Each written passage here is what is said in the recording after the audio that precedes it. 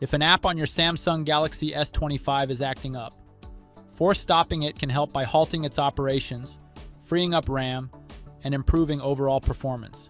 This method is especially useful for fixing unresponsive or glitchy apps. The easiest way to stop an app is by closing it from the Recent Apps screen.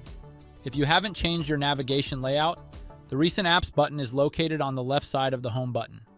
Tap on it to bring up all running apps.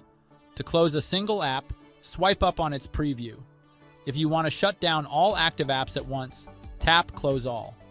Keep in mind that only the apps shown in this list will be stopped, so if the app you're looking for isn't there, you'll need to try another method. Another effective way to force stop apps is by performing a forced reboot, which simulates a battery removal to refresh your phone's memory and stop all background processes.